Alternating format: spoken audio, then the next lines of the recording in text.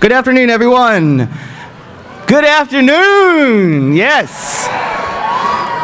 My name is Chris Walgerman. I am the director of the Virginia Association of Journalism Teachers and Advisors, and I'm here to introduce our keynoter this afternoon. He really needs no introduction, but I'd like to explain how this Norfolk native and Old Dominion graduate made his way here today. 3 years ago, I saw Mr. Harris in the museum cafeteria. Some of you probably already gone there. Look for people in the cafeteria. You never know who you're going to see. And approached him, like many of you just did, to ask to take a picture with him. As you just found out, he is the most genuine and sincere professional around. After that meeting, I continued to ask you, all of you, to tweet to him. As I spoke at these conferences, every time I put my little picture of him and I up there, and I said, tweet to him. So in the end, the people who are responsible for Jay Harris being here today are you and your ability to reach out as journalists. This conference is truly a reflection of how we, the media, work. Please welcome ESPN anchor and your keynoter, Jay Harris. Welcome to SportsCenter with Jay Harris. The always 10, Jay Harris. Hi, I'm Jay Harris inside Staples Center. Welcome to the latest live edition of SportsCenter with Jay Harris. Jay Harris, ESPN. The ace, Jay Harris. Woody Williams has been throwing gas. 2003, man. I was styling and profiling back then. I looked good. Cleveland, Ohio, the epicenter of the sports world. You are not my father. You'd be a lot cuter if I were. That's why he is my star. I need to exercise. Well, it's good for the glutes. I can feel it. In the air at Wimbledon today, revenge. So I can do that one. What to watch for? Losing 18 straight in the shadow of Disneyland. What to watch for? To watch for. And joining us now on SportsCenter, LeBron James. We're still on television. Yes.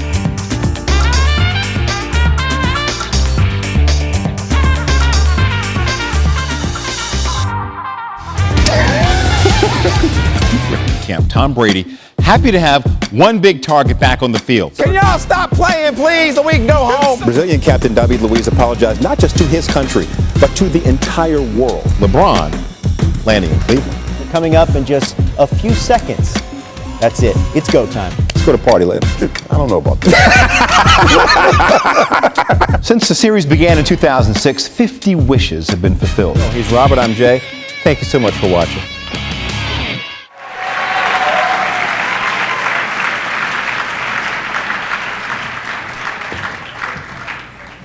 Oh my God, there's a lot of y'all in here. How y'all doing?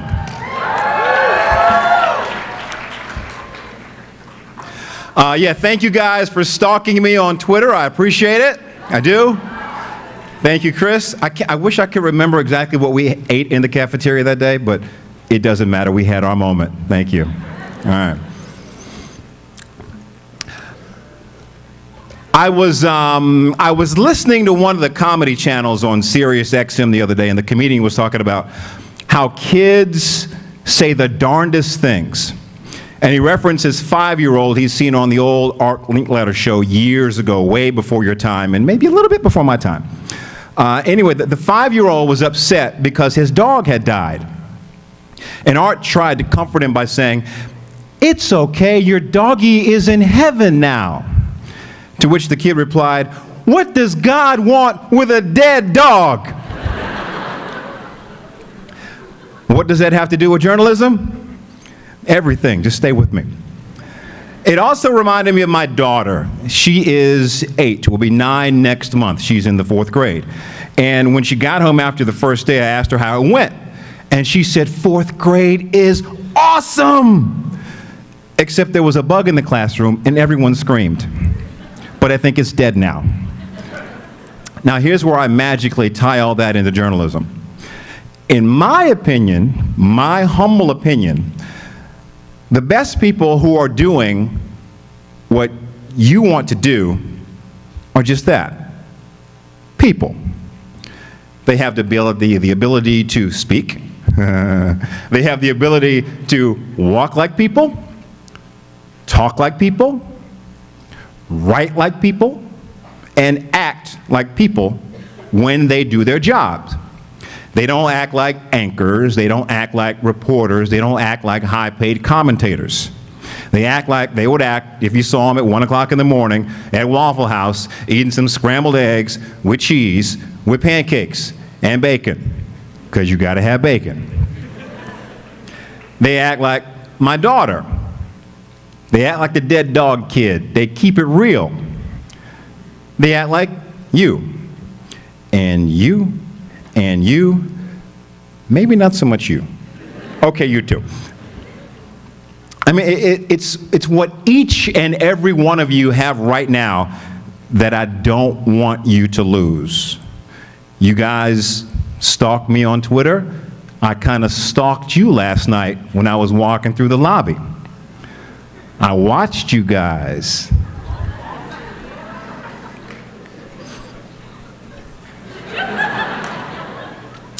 And I listened. I know, right? But I heard, amongst the other things, I heard this enthusiasm that hadn't been beaten down by years of deadline and meaningless live shots in the snow or in front of a building with no activity. Keep that enthusiasm for as long as you can in this business. It will serve you very well. This past summer, I was asked to make the keynote address at the Sports Task Force Mentor Breakfast at the National Association of Black Journalists Convention in Boston. I really did not want to do it. My friend Stuart Scott was supposed to do it, and I wanted to listen to him. But he couldn't be there. He is in a tough battle with cancer right now, so y'all keep him in your prayers. So I told Stuart I was going to fill in for him, and I told him to get better. And he proceeded to politely curse me out via text message and tell me in so many words that I was no fill-in. Then he told me to, quote, do me. And I thought about that. And I realized something. I am 49 years old, and my voice still goes like that sometimes. It's amazing. I realized something. I don't know who I am to do me. Here's what I mean by that. I know who I am. I'm Jay Harris. I was just introduced. And I have supreme confidence in me and in doing me. But it's during times like this today where I need to acknowledge all of the other people who I carry around inside of me, who come out from time to time. I'm Jay Harris, but I'm also Stuart Scott. I'm Chris Berman. I'm Robin Roberts. I'm Peter Jennings. I'm Brian Williams. I'm Charlie Gaddy and Tom Suter, two guys I used to watch on TV growing up in Chapel Hill, North Carolina. I have been shaped by so many. And I'm reminded of that every time I get the opportunity to speak to young folks like you who tell me, Jay, I want to be like you when I grow up. Well, you're going to end up being like a whole lot of people. Who the hell is Jay Harris? And that's actually a slightly sanitized version of what a good friend of mine told me many years ago, because he used a different word when he took over as program director of WAMO Radio in Pittsburgh, Pennsylvania. At the time, Hurricane Dave Smith was not my good friend. He was a guy with a job to take over a heritage radio station with soft ratings and restore it to prominence. To do that, he needed a strong air staff. All the DJs and news people had to be tight on their game, sounding good, interesting, creative, entertaining. All of the things apparently I was not at the time. Hence the question from Dave, after listening to the station, who the blank is Jay Harris? I was the morning news anchor. I'd been there for a few years. I did a good job. That's what people told me, but not good enough for Dave Smith. So he listened, did not like what he heard, called me into his office one day. Now, normally, when a new program director calls you into the office one day, you're not there for the next day because they fire you. But Dave didn't do that. Since I had a good track record, he decided to give me a chance. I don't remember everything he told me to do that day that I had to do in order to keep my job. But I do remember going home and listening to some tape of myself and realizing that Dave was right. Can I say sucked in public? I because it's not allowed in my house, but since we're not in my house, I sucked. If this was my house, this is a heck of a house. I mean, I got my own room and put the kids and the wife over there somewhere. Remember a minute ago when I said he needed a strong air staff and all the DJs and news people had to be tight on their game, sounding good, interesting, creative, entertaining? Yeah, I was pretty much none of that, so I had a choice to make. Either be offended, get my feelings hurt, and blame Dave for what would surely be me losing my job, or listen to what he said and do what he needed and get better. So that's what I did. I meet many folks who are new in this business, and even some who have some years under their belt, who just can't take constructive criticism. If you can't take constructive criticism, or even any kind of criticism, check my Twitter timeline, you might want to think about doing something else. Now, I actually tried to do something else before my career even got started. When I embarked on this journey of journalism, I had no idea where it would take me. I wish I had the words of the late, great NC State coach Jim Valvano in my head. Don't give up. Don't ever give up. But he hadn't said them yet. That was 1993 when he said them. My journey began when I was in the 8th grade back in 1982. I used to watch tons of TV, news, sports, lots of sitcoms. I loved to write. I was on the yearbook staff. I wrote songs with my band, played bass, still do. In the 11th grade, I took a test, one of those career aptitude tests, and I scored well in the area of interpersonal skills. I looked at the careers listed under that, and I believe the third career listed was journalist. So I pointed to it and said, that's what I'll be. Right then and there, I made my decision. When I graduated from Old Dominion University in 1987 with my communications degree, I guess there were jobs out there in broadcasting. I just wasn't considered for many of them. I got so many thin letters, rejection letters. Thank you very much. We'll keep your stuff on file for 6 months. In other words, please don't call us again, because you're not very good. One day, I got one letter too many, and I told my dad, dude, I'm done.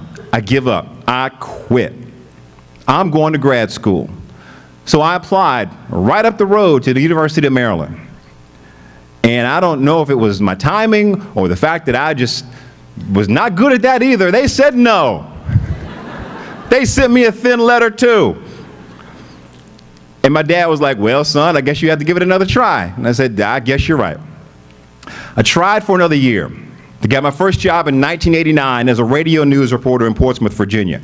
I landed that job partly because during my years at ODU, I met and kept in touch with a really nice fella, fraternity brother of mine, who is now news director at a radio station, a little AM station. I was working a telemarketing job here that I really didn't care for, and I called my friend, working here in Washington, D.C., and I called my friend, his name is Don Roberts, and I asked him for a job, and he says, I can give you plenty of experience, but I can't pay you any money. You hear what I said? I can give you plenty of experience, but I can't pay you any money. Zero. Nada. So I packed up. I didn't have much to pack up. I just graduated from college. Went back to Norfolk, moved into my dad's house, my one suit and 2 ties, and went to work as a journalist. For free.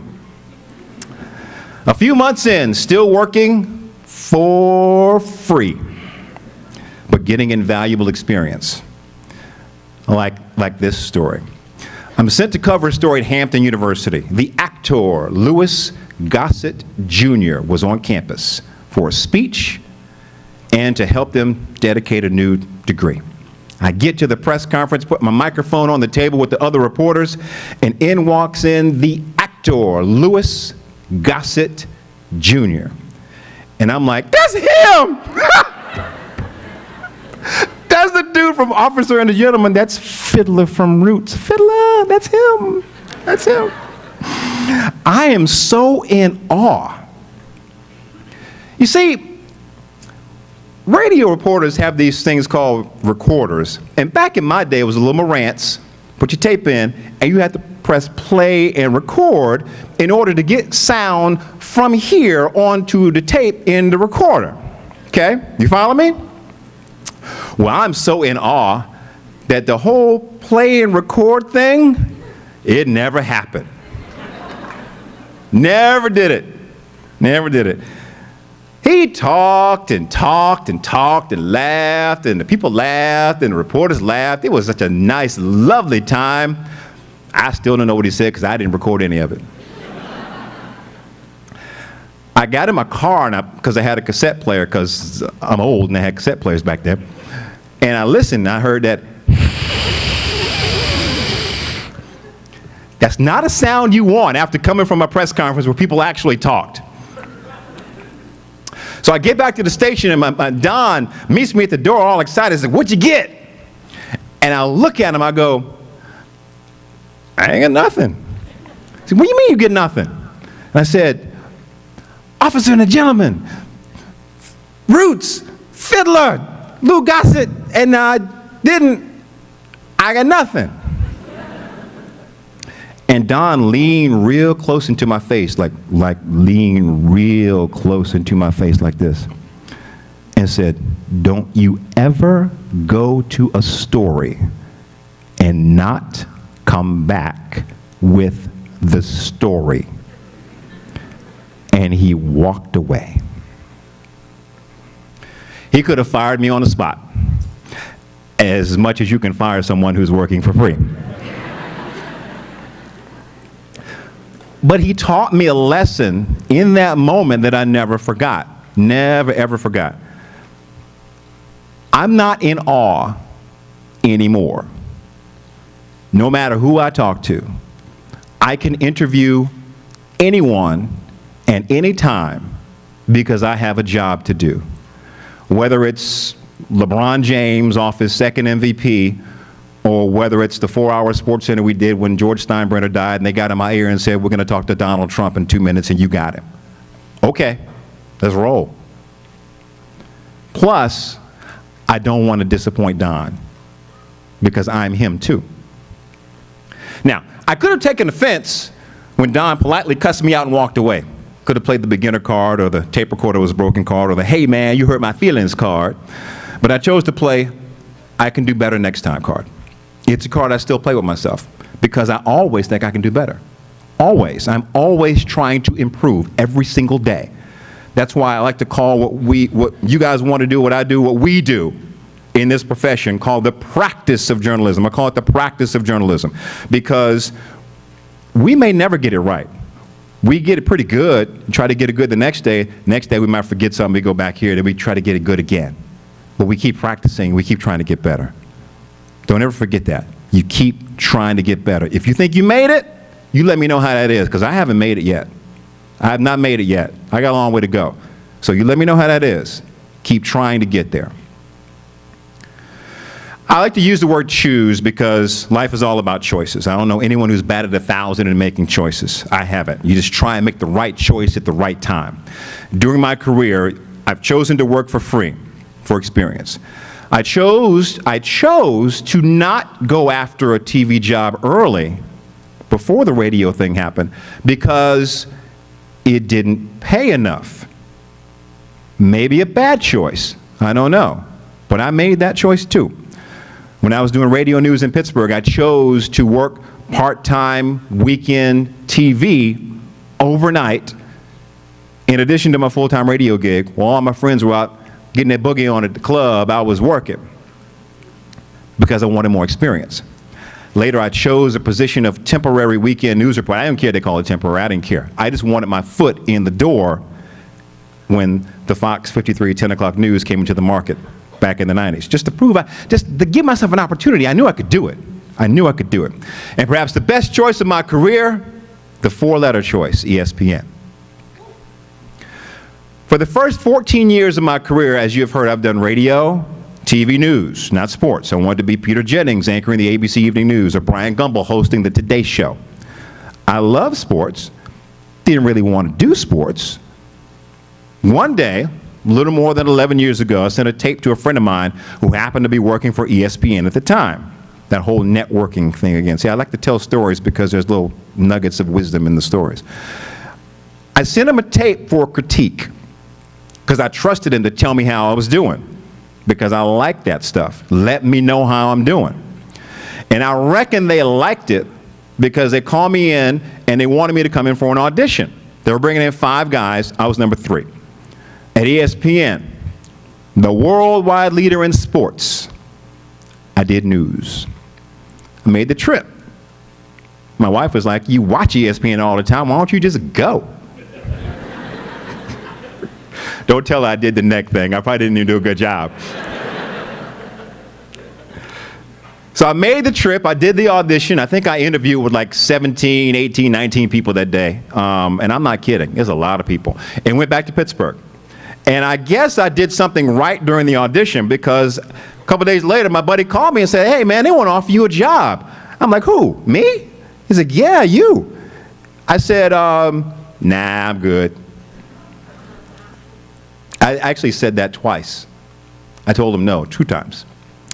But they really, really liked me. They saw something in me. And they said, okay, here's your last chance. And you have a deadline of tomorrow. If you still want to say no, you can, but we're going to give you one more chance. And between that and the side-eye look from the wife, I made the right choice and chose ESPN. And after 12 years later, still one of the best choices that I and she ever made. It's everything I ever wanted to do in news, except I was doing it in sports. And I learned something. News, sports, business, health, whatever. It's all the same. It's journalism. You're telling stories, man. You're telling stories about people. You're telling stories about a game. Good photographer friend of mine said you could tell a story about a blade of grass if you shoot it right, if the wind is blowing, if you have good words and stuff. You can tell a good story about a blade of grass. It's storytelling. Everything I ever wanted to do. Interviews, the writing, telling good stories, those crazy commercials that we do. I even learned to not get on an elevator with a devil. Only at ESPN. So every time I get to say, welcome to Sports Center, I'm Jay Harris, I just grin. Partly because I look back at the whole track. And partly because I know my parents are watching. And I'm them too. I will close this part because we have some Q&A, and I want you guys to ask me as many questions as we can fit in, and I will answer them to the best of my ability. But I want to close with this. Remember when I said Stuart Scott told me to do me? I urge you to do the same. Keep that enthusiasm. Keep you. I always call this kind of a Xerox profession. I know where you get your feet wet. Even now, today, I'll think of how would Bryant ask that question, or if it's breaking news, how would Peter Jennings, God rest his soul, how would he handle this? Because he was just so freaking smooth at everything he did. But as you grow, as you learn, as you do you, don't forget all the people that help shape you. The people now that you're learning from, the people now that you watch, and the people that you will learn from as you continue your career. Don't forget who supports you, inside this room and outside of this room. And when you get to that point, when you're just not sure if you made the right choice, and you will, it will happen, you might get a couple of thin letters and want to quit too. But when you get to that point, remember this quote attributed to Nelson Mandela. When you think you just can't do it anymore. Who am I to be brilliant, gorgeous, talented, fabulous? Actually, who are you not to be? You are a child of God. Your playing small does not serve the world. There is nothing enlightened about shrinking so that other people won't feel insecure around you. We are all meant to shine, as children do. We were born to make manifest the glory of God that is within us. It is not just in some of us, it is in everyone. And as we let our own light shine, we unconsciously give other people permission to do the same. As we are liberated from our own fear, our presence automatically liberates others. So my charge to you is, from today on, shine. Just shine. And most of all, have fun. I tell people all the time who ask me, man, you know, you got a lot of stuff going on in the news, or this or that, blah, blah, must be rough. I'm like, dude, I'm talking about sports, wearing makeup and a nice suit. If I can't enjoy this, there's something wrong with me. I thank you for listening to this part. I really do. And I would love to answer any questions that you have of me.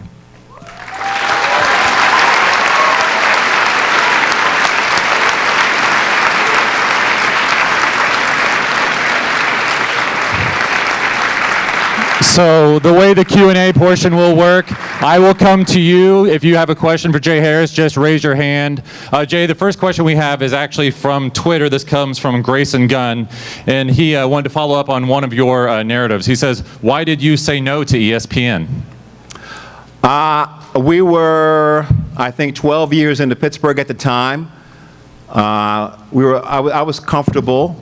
My wife's parents, my wife's dad was in the military, and she had moved around a lot, and I didn't want to move us around a lot. And the boy was young, and I figured, well, we can hang here for a while. I like it. But someone saw something different, because a year after I left, they, shut the station down, and a lot of people lost their jobs. And that station was merged into another station in the market. So I just didn't feel like moving them around. I'm glad I finally got smart and said yes. Hi, I'm Joey Jaquinto from Hasbrook Heights High School in North Jersey. Did you ever feel a sense of sort of hopelessness when you were sort of in the early stages of your career, especially when you're working for free and you were trying to find a job? Every day. Yeah, man, because you sit and you take stock of yourself and you go, did I make the right choice? Is this the right thing for me? But outside of this, other than playing bass in a band, preferably with Prince, but I'm not that great a musician, I can't think of anything else I like to do. Hi, Jay. I'm Hey. Charlie Hey, from Charlie. Troy High School in Troy, Michigan. My question for you is, if you had to pick a favorite sports star that you've interviewed over the years, who would it be? Favorite sports star that I've interviewed over the years. Who would it be? I don't know. And I'm not trying to cop out. I just honestly don't know. I had LeBron and I had a real good chat after he won his second MVP. It was so good, we pre-taped it before the 6 o'clock Sports Center. It was so good, we ran the entire 8 minutes. That was a fun time. I had a good chat. Dwayne Wade, he wouldn't put me in his 5. I asked him back in the day. He's like, no. He said, you had to get me on ESPN more. I said, you're on now. That didn't work. A few. Those are 2 good ones. My name is Austin Garcia. I go to Prosper High School in Texas. And my question is, what's that? Did we take a picture earlier? Oh, yes, sir, we did. I thought I remembered you. Okay. Yes, sir. My question is, what's your favorite sport to cover and why? I grew up in North Carolina playing a lot of basketball, so I like basketball. I just love the game. Now, since I'm a little older and my knees talk to me a lot when I play basketball, golf. Love golf. Love the game of golf. I was watching golf this morning. They were playing in China, and apparently it aired last night. I didn't care. I was watching golf. I was getting tips. That's what I was doing. Yes. Hi, my name is Riley. I'm from Worthington Kilbourne in Columbus, Ohio, and my question is, what advice do you give high school students wanting to follow in your path? Be tenacious. Be patient, because it's not going to happen overnight. Do not be afraid to extend yourself. Do something different. People have tunnel vision. I want to be a sportscaster. Well, maybe you might want to check out news or do something else. If you have a good business acumen, maybe check out business reporting. Whatever you can do that would allow you to build your foundation, to write, to interview, to become a good storyteller, and then you can transfer it. So I would tell you those things. And to eat your vegetables and listen to your parents. Because parents are always right. Hi, my name is Allie Pezza. I'm from Clayton, North Carolina, in Cleveland High School. My question is, do you think that your free journalism experience and was a more valuable asset to your career rather than a paid internship? I will say yes, only because of where I was and what I got to do. A lot of internships, paid or not, don't give you the freedom to actually, go out there and and do a story, be a working journalist. You feel like you're still an intern. I was a working journalist. I was just working for no money. So yeah, that experience was invaluable because I got to do things and I got to make a lot of mistakes. And it was great. Making mistakes is really good. I make mistakes now. I make shucks. I made a few mistakes the other night on television, but you just learn to roll with it. So yeah, making mistakes, I liked what I did. But I would not turn down the other one. Anything to give you experience. Hi, I'm Jeremy. Hey, Jeremy. I go to the Charles E. Smith Jewish Day School in Rockville, about 20 minutes from here. So, I was wondering what your favorite moment was as a sportscaster. My favorite moment as a sportscaster.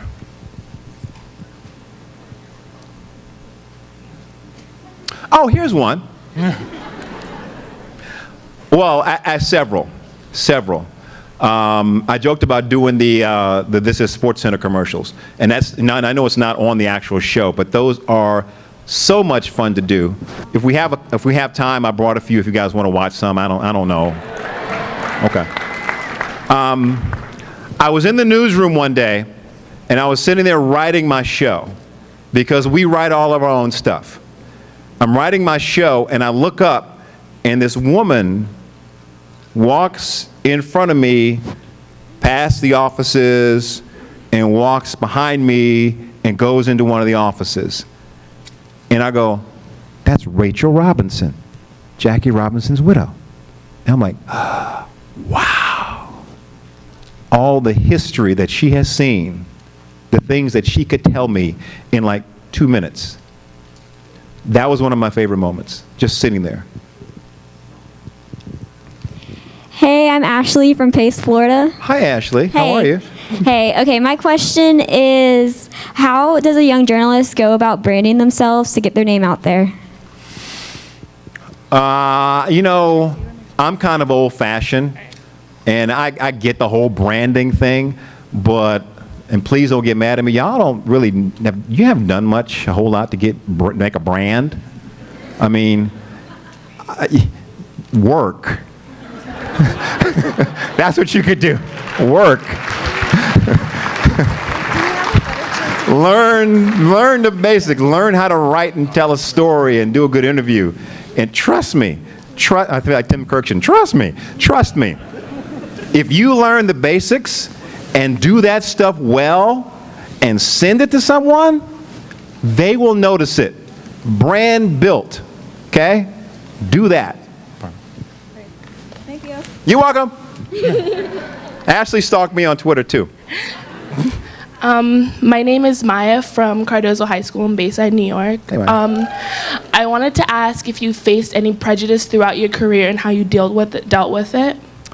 Probably not overt, except for the time I was sent to Greensburg to interview the local Klan dude because he was stepped outside of the law. Imagine that. And he called me a few bad names, which I won't repeat here, or you could probably guess them. And it was funny for that 27 seconds, he and I were the story because the other reporters around us were looking at us. And I'm like, well, y'all, he's not going to answer my questions. Can y'all just ask him a question, please? Because he's not answering me. He won't talk to me because he doesn't talk to me. That and when I was applying for jobs, TV jobs, if I applied for, say, an anchor gig and the female anchor was black, chances are I wasn't going to get that job. Unless it was, I don't know, maybe Detroit, Atlanta, Chicago, like that, high black populations, I wasn't going to get that job. Now, to me, that's stupid, okay? But those are still old thoughts that people in different markets have about who they think should be doing the news or sports for their particular audience. I think it should be talent. That's just me.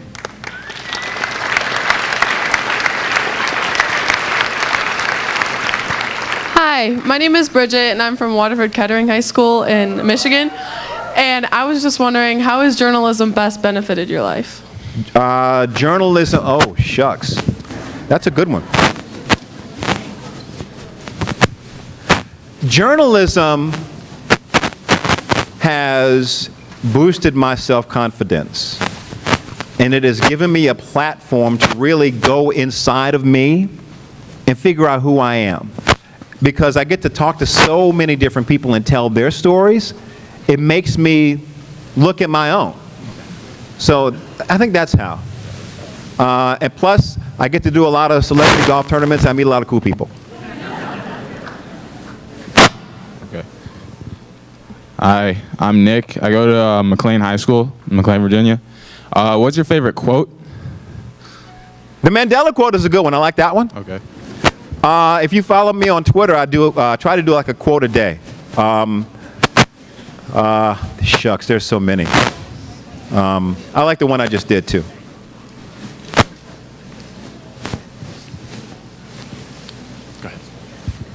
Hi, I'm Mary Michael Howe from St. Teresa's Academy of Kansas City, Missouri. Hey. And you guys got really close. That was really good. I was rooting for you. I know. I was rooting for We're you. sad. Okay, I was just wondering like how hard it was to transition from like news reporting to sports. I don't believe it was that difficult at all on the outside. In here, it was really difficult. And in between, I mean, a lot of my references, my son gets so mad at me because I refer to golf for a lot of things, but golfers will tell you it's 90% is mental, and the other 10% is mental too. If I could have gotten out of my own head and just realized that I don't have to know who played third base for the Mets in 1973 like that. I have a great research department who can figure that out for me and can have me the answer, or I can Google. So once I got out of my own way, the transition was really easy. It was about telling stories. Hi, my name is Adam. I'm from Oakwood, Ohio.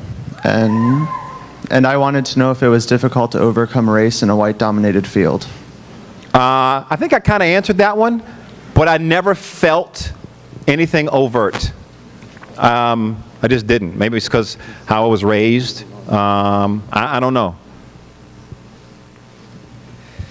Hello, Mr. Harris. I'm Shea Dobson from DuPont Manual High School in Louisville, Kentucky. You call me Jay, it's okay.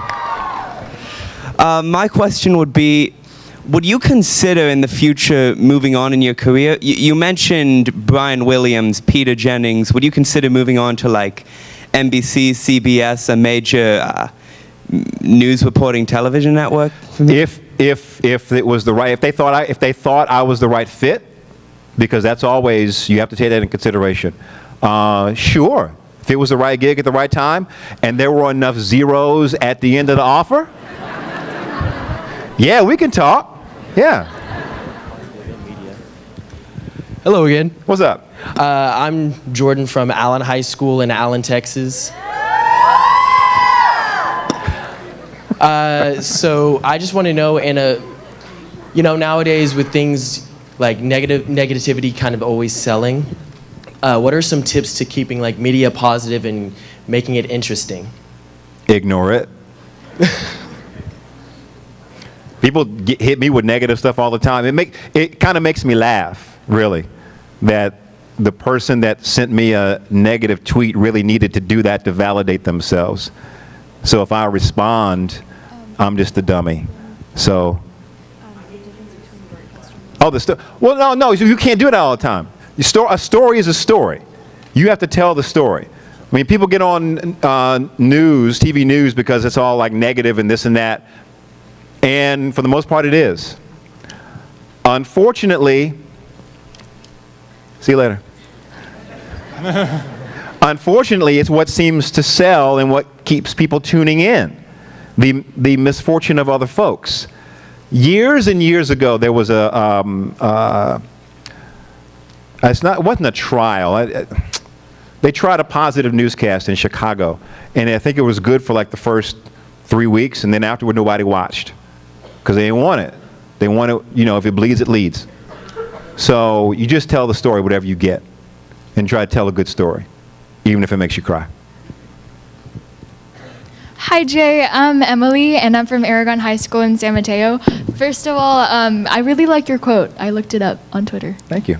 And second of all, I was wondering what the difference was, what you think is between broadcast journalism and print journalism, and whether or not you think you would be as successful of a print journalist as you are a sports broadcast journalist now. I don't think I would.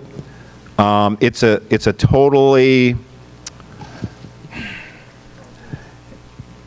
I would like print journalism to be more like broadcast journalism in the conversational tone. I think the best stories are written that way. Folks who do print don't like you to put y'all in your stories unless it's a direct quote, but I can say it. I think in a lot of ways print needs to catch up and loosen up just a little bit. Don't be less thorough. Don't be less investigative. Just be more personable. But I don't think I could do that great a job in print. Not me. It's just not me. And thank you guys for your continued attention. We have time for several more questions, so keep your hand raised. I apologize, I won't get to everyone, but I am trying to make the rounds. And you're doing a good job. Thank you. Thank you.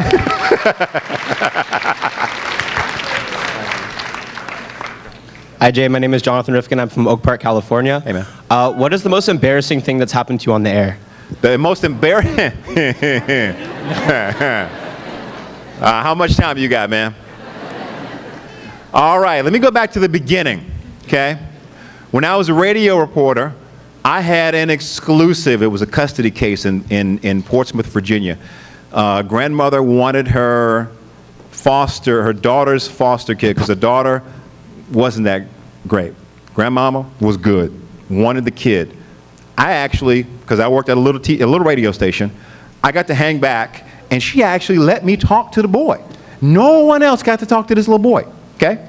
I talk to the boy, I get the story, I'm writing in my notes, I call it in, I'm on the phone with my friend who's anchoring the show, and I'm talking to him. He's like, what'd you get? And he asked me the question, what about the mom? No, the mom wasn't there, and the kid talked, it was really good, and blah, blah, blah, and he kept asking me these questions. And I'm thinking in my head, why is he asking me so many questions? Because I need to write my story. And then after his last question, he said, that was Jay Harris reporting live from the scene.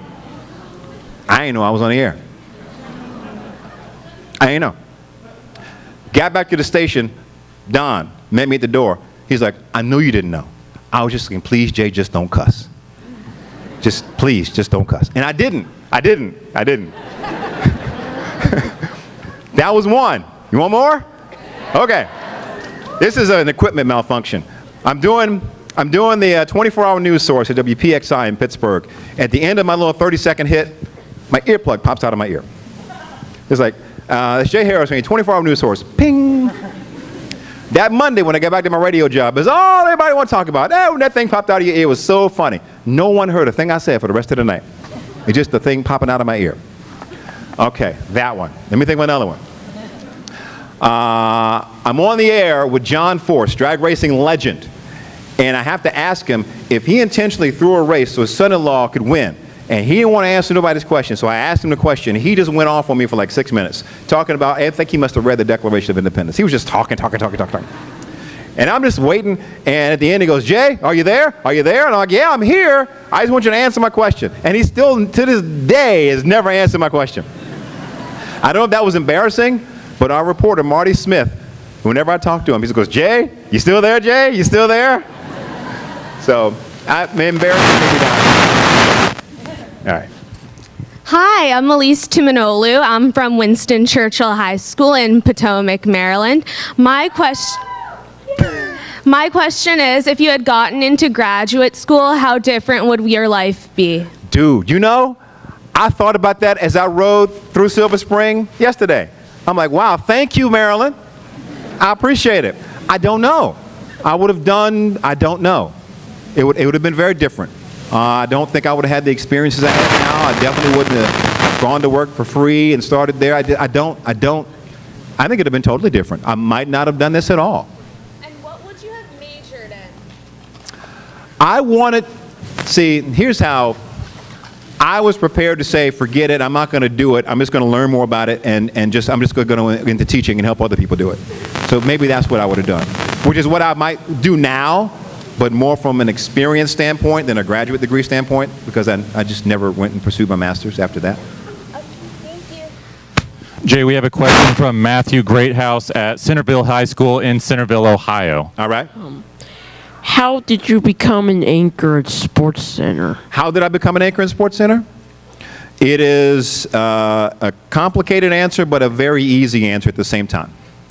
First of all, I was ready.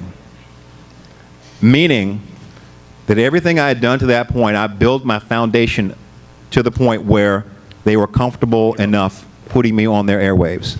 As far as my writing ability, my interviewing ability, and this may sound funny, but my ability to actually sit on the set for an hour. Because most local sports guys get 2 minutes a night, and I was doing news, and I was sitting on the set for an hour, and if we had to go over, whatever. It was easy for me. I've done 4-hour shows on Sports Center. So I had a lot of the intangibles, and when the very first time I did a shot sheet called a highlight, I just had fun with it. And I like to have fun a little bit sometimes. And I was able to be myself in that moment. So that's the answer. All those things converged into one. Hi, Mr. Harris. My name is Jimmy LaFakis from Lake Central High School in St. John, Indiana. So you talk about having fun. Mm-hmm. What's the most fun part of your job? When it's summer and I get to ride my motorcycle to work. With my helmet geared up, okay? Because I'm safe. Walking in the studio and just seeing the Sports Center and on campus, the ESPN. I mean, that's crazy to me. Still, it doesn't get old, and I hope it doesn't. So many great people have sat in the chair where I get to sit, and I have a lot to live up to make them look good. And I have a lot to keep in place for the next generation to come up. So it's all fun, man. It's all fun. Hi, I'm Allie Thomas from Lakota East High School in Cincinnati, Ohio. And my question is, who is the most influential person that you've interviewed and why? What do you mean by influential? Biggest impact on me personally? Ooh.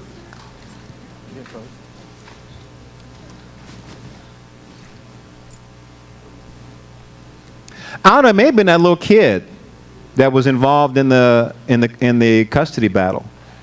Listening to him tell me about his life and the issues that his mom had and the stuff that he was going through.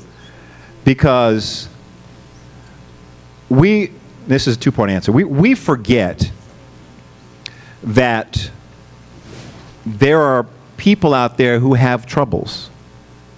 I mean, we get caught up in our, like my knot on my tie is not straight, or my makeup is not right, or my car didn't start on the first try this morning, and there are some people who walk to work. So people like that, like him, keep me centered and grounded most days. I think I do an okay job with it, about the realities of life. For a lot, in a lot of ways, what I do it's just play. I talk about sports. I talk about games, and I need to keep that in perspective. I can have fun with it, but it's games. Hi, my name is Mackenzie Elliott, and I'm from Lee Summit West High School in Kansas City, Missouri. And my question is, you said a lot of people had influenced you as a journalist. Who do you think shaped you the most, and why? Probably my grandparents and their work ethic. Early in the morning, my grandmother was up milking her cows, making her biscuits, and my grandfather was up plowing the fields. And they amassed, I don't know how much land they left their 6 kids. But for them to do what they did and how they did it really strikes me to this day. I mean, when I look at their picture, I miss them because I love them, but I miss them because of what they stood for and what a lot of people could learn from them still. Hi, my name is Sandra Grant from Prince George High School, and my question is, what would you say is the best goal or way for a broadcast student to be as successful as you are to have become today?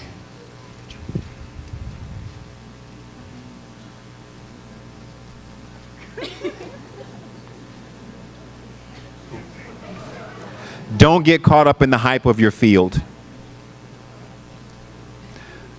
You're writing a story, you're doing it for print, you're on television. Your job is important in that moment, and then you go to the next story. Don't get caught up. Don't ever go, don't you know who I am? Don't ever say that. There are many people in my field who will say that. Don't ever say that, because no one cares who you are, okay? You have a job to do, and you do your job, and you know better than anybody else. I'm not, okay? All right. Hi, my name's Abby McIntosh, and I'm from Cywoods High School in Cypress, Texas. And I hear a lot of people say, create your own brand. How would you go about creating your own brand? Me now? Sorry, go ahead. Just like, for me personally, how would you suggest starting your own, or making your own brand for yourself? You missed my answer earlier. I tell you, work. Learn your craft. Learn the basics and learn the foundation. Learn how to write, interview, tell a story. Get that down. Let that be your brand, because someone will see it and like it. Hello, I'm Michael Butzer, and I'm from Coppell, Texas. And my question for you is, on an average day, what does your schedule look like for work? If I'm doing the 11 o'clock show, my meeting is at 5 p.m. We sit around and talk about ideas, what we want to cover, what we have to cover, what's sponsored, what we have to get in the show, the top 10, the not top 10, whatever, the Bud Light fan forum, whatever. And the producer takes all that and throws it into a rundown and assigns stories. Production assistants are assigned their games or highlights. The anchors are assigned stories to write, and we write all night long. We crack jokes, we go get lunch, we write more. The research department comes up with the numbers and writes the copy points, and we can edit those as we like. The people who do the teases and the bumps write those, and we can edit those as we like. Sometimes if there's no tease bump unit assigned to the show, we write those ourselves. But we write all night long. And the fun thing about the 6 o'clock show that I used to do was that I would go from 11:30, the meeting, to 5:30, right before the show, have the show all written, all nice and pristine, and walk to the studio and sit down. The producer gets in my ear and say, we got breaking news. Everything we just did, forget about it. We're going to ad-lib the top of the show. And you just go, okay. So that's my typical day, which is very atypical every day. Thank you, everyone, for your continued patience and attention. I hear some murmuring in the back. If you guys can please keep it quiet a little bit so that people can hear. Yeah, keep it Thank you. You're trying to talk. I get it. Yeah, we're trying to talk. Keep it quiet. I'm Ben from Western Albemarle in Virginia. Hey, Ben. I have two quick questions. One, can we take a picture together? Like right now? Sometime. Afterwards. Okay. And two, what's the toughest story you've ever covered? Ooh.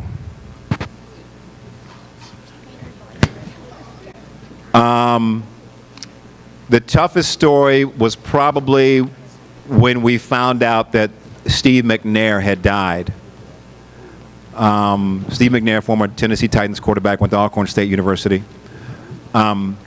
It was July 4th weekend. It may have been July 4th. I forget the year. And this goes into, and I was wondering, I haven't gotten a social media question yet, but I'll just segue into social media. We learned about it on Twitter. Our coordinating producer was just on Twitter and goes, hey, it says Steve McNair died. And we were planning a show, kind of the anti-Nathan's hot dog eating contest show. We were going to have a skit, Mike Hill and myself. We were going to have a salad eating contest to be healthy on the air. But once we found out that Steve McNair had died, the whole day and the whole show, everything just changed.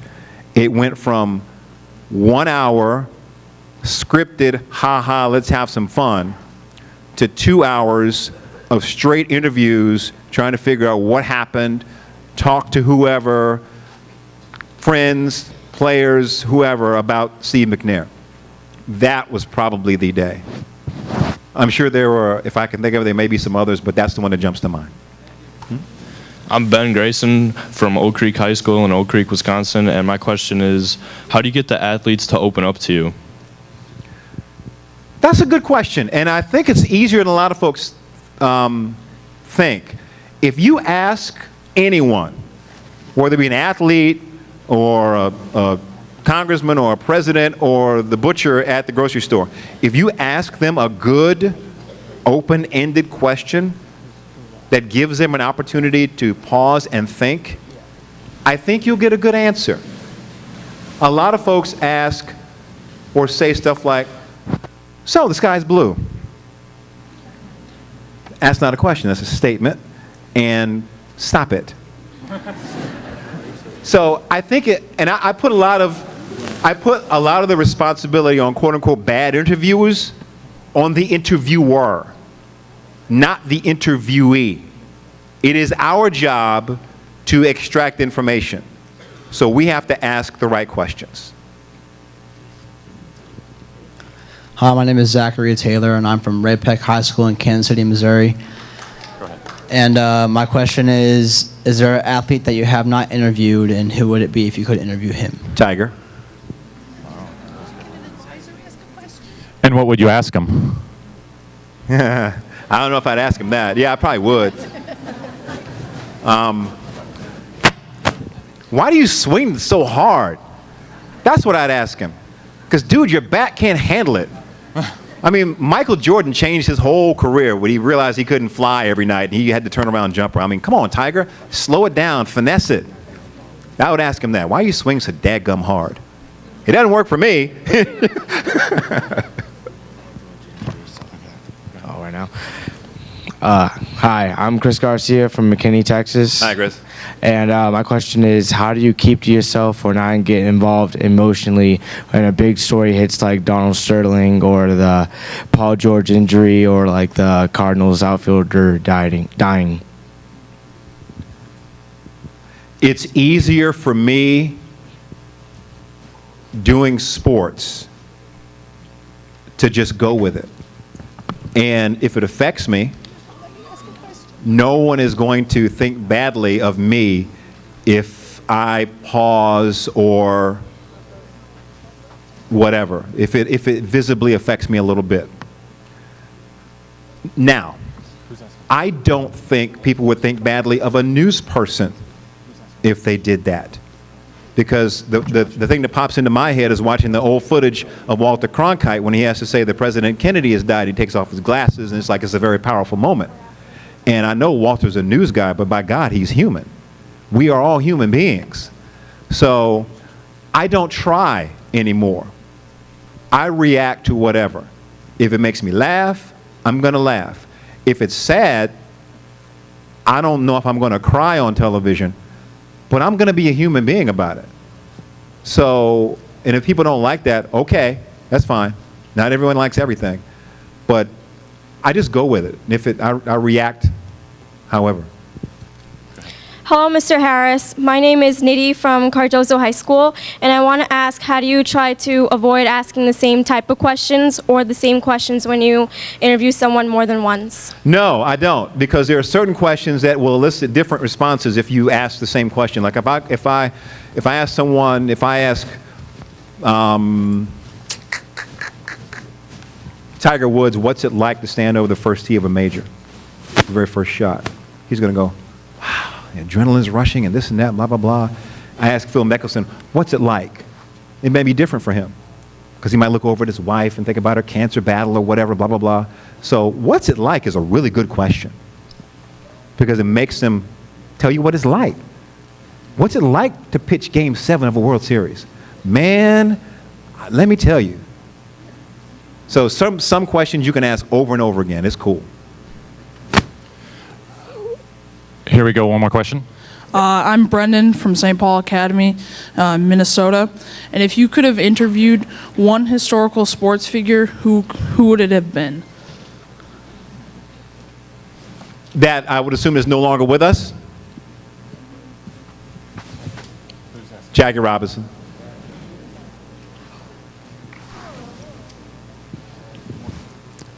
And what would you have asked him?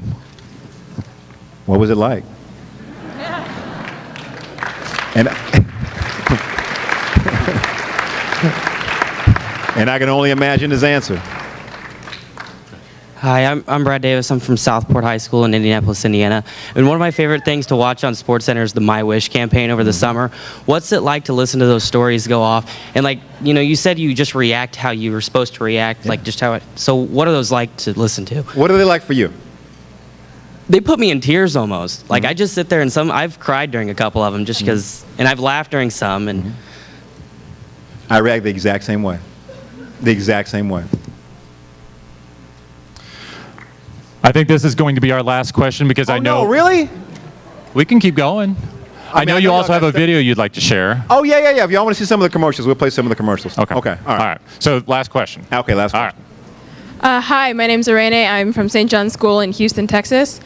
And Rockets are looking good, by the way.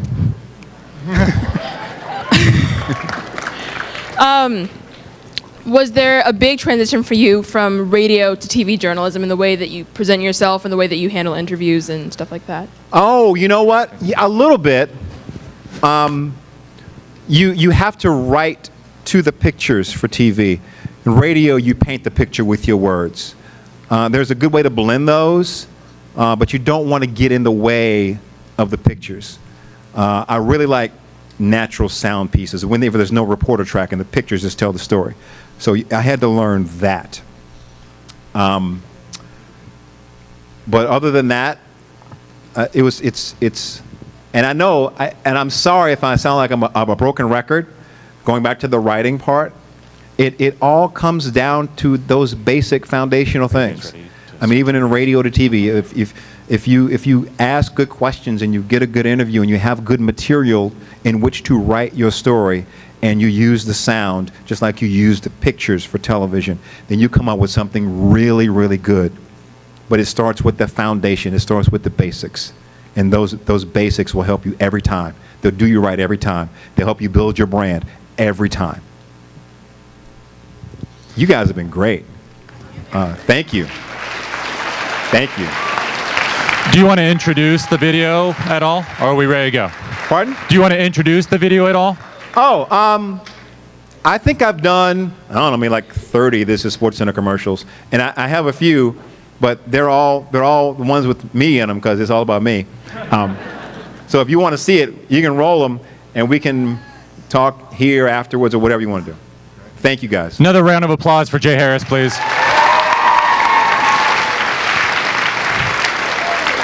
Thank you.